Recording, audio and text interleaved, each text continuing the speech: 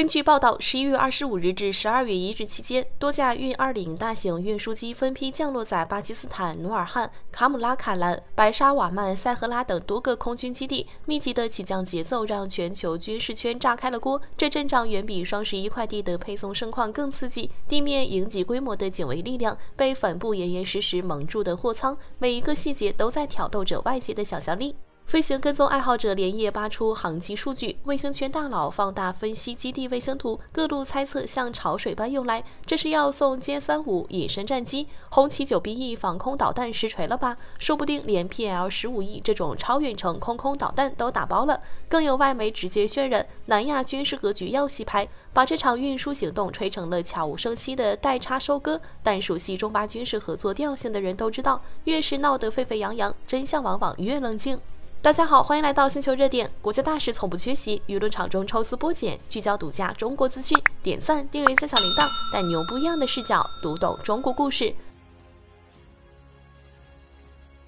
我們先把時間線和官方信息捋一下，11月25日至12月1日的運輸週期，恰好與中巴勇士9聯合反恐演習的籌備節點完全重合。中國國防部在12月1日的例行記者會上，不僅明確了運20的任務是為聯合演習運送人員與物資，還詳細說明演習課題聚焦聯合反恐清剿打擊、邊境封控、空中支援3大核心科目，從頭到尾沒提先進武器交付這回事，甚至特意強調演習不針對第三方，旨在提升兩軍聯合反恐能力。這種公開透明的表態，本就是對傳聞最有力的回應。那問題來了，外界猜的那些大殺器到底有沒有可能被運過去？咱們一條條掰扯清楚，不吹不黑，只講邏輯。首先說最熱門的殲35隱身戰機，小編覺得這種可能性基本為零。不是咱們看不起運20的運力，要知道胖妞最大載重能到66噸，殲35空重也就17噸左右，載重肯定夠，但是技術上的硬障礙根本繞不過去。公開數據顯示，運20貨艙的最大寬度約4.5米，高度約4.4米，而殲35的翼展超過11米，機身寬度也接近2米。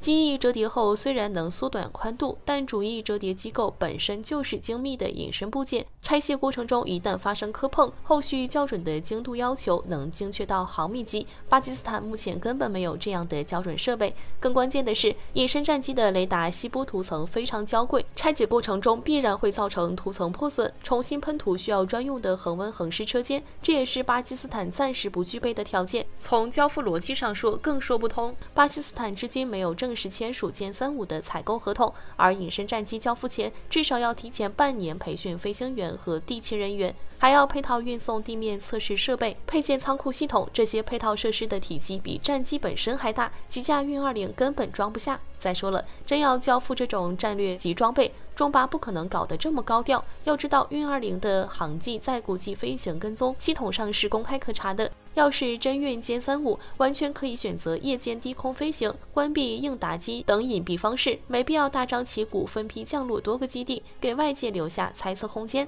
那最有可能運的是什麼？小編猜測，大概率是3類剛需物資。第一類是防空和空戰的精準補給，比如 PL-15E 和 PL-17E 空導彈。巴基斯坦空軍的梟龍 Block 3和殲10CE 戰機早就完成了這2款導彈的適配測試，去年就有消息說巴方訂購了一批，但一直沒公開交付進度。這次借演習之機補充，既符合戰時應急補給的邏輯，而且導彈體積小，一枚 PL-15E 長度也就3.9米，直徑0.2米，一個標準貨艙能裝幾十枚，用帆布覆蓋後完全看不出形態，保密性拉滿。第二類是 HQ-9BE 防空系統的關鍵配件。開源衛星圖顯示，巴基斯坦在卡拉奇、拉合爾以及核設施周邊已經部署了6個 HQ-9BE 營。去年的測試中發現部分雷達模塊在高溫高濕度環境下存在信號衰減問題。這次很可能是運送改進後的相控陣雷達組件和防潮型發射箱。畢竟邊境反恐時，防止極端勢力用無人機突襲核設施是重中之重。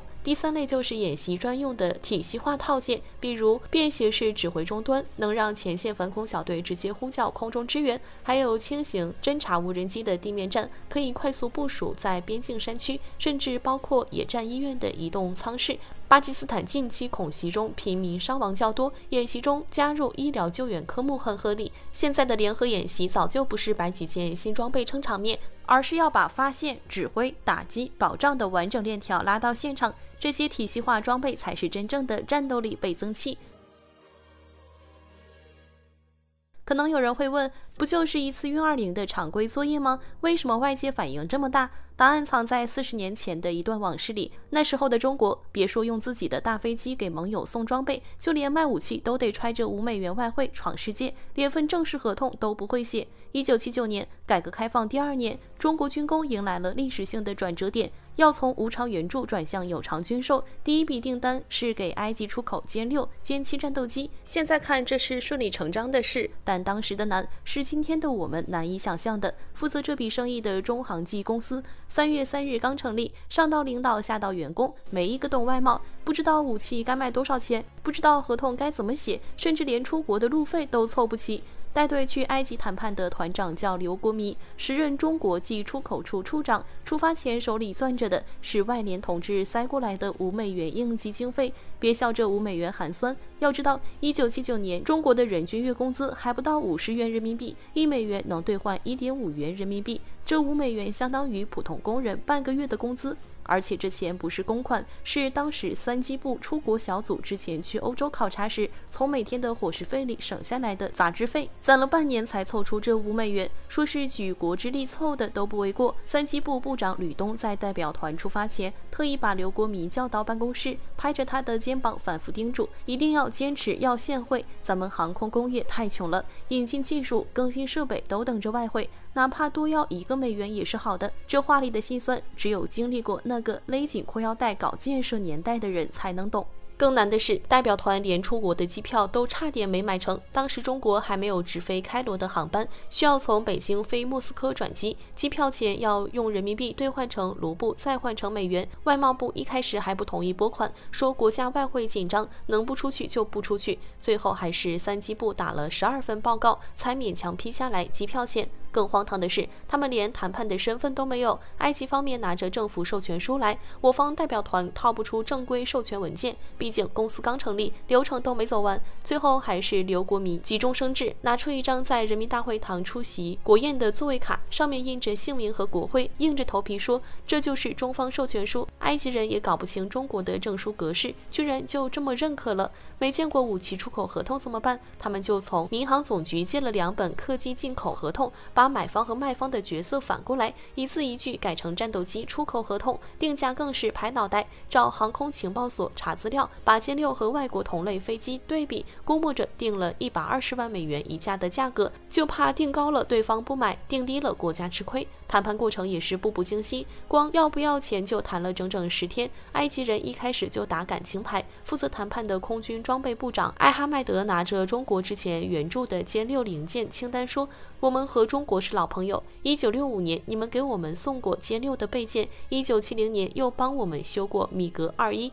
這次能不能再像以前一樣無償援助，等我們經濟好轉了再雙倍還給你們？這話聽着感人，但劉國彌心裡清楚，要是答應了，後面的軍售就沒法開展了。他當場拿出世界銀行的統計數據，指着上面的數字說，部長先生，1978年中國人均 GDP 是221美元，埃及是1132美元，你們的人均收入是我們的5倍，到底誰更需要援助？見艾哈邁德不說話，劉國彌又拿蘇伊士運河打比方，1956年你們收回蘇伊士運河主權，中國是第一個承認的，現在運河每年收入10多億美元，如果有非洲國家說我們是朋友，讓我們無償通行吧，你們願意嗎？這話懟得艾哈邁德臉都紅了，半天憋出一句，我們只是覺得中國的武器價格能不能再低一點。眼看對方鬆口，劉國彌趕緊拿出準備好的性能對比表，把殲6和埃及裝備的米格19放在一起對比。米格19在蘇聯的售價是150萬美元，我們的殲6性能一樣，還能配套送3年的備件，只賣120萬美元，已經是友情價了。就這樣才把有償貿易的原則定了下來。後來談判陷入僵局，埃及方面又宣布暫停談判。關鍵時刻，中國駐埃及大使姚廣親自出馬，帶着劉國民先後13次修改方案，還想方設法約見了當時的埃及副總統穆巴拉克，也就是後來的埃及總統。穆巴拉克當過空軍司令，一聽殲6有現貨，當年就能交付，還便宜耐用，當場拍板，我讓空軍立刻恢復談判，閉着眼睛我都能和你們簽字。就這樣談了整整50天，中國軍售第一單才終於敲定，44架殲6、6架殲教6，加上220台備份發動機和備件供應，總金額1.67億美元。這筆錢在今天不算多，但在1979年相當於國家外匯儲備的14%，是新中國航空工業創建28年來的第一筆外匯收入。更讓人動容的是，劉國民他們出國帶的5美元，一分沒花又原封不動交還給了組織。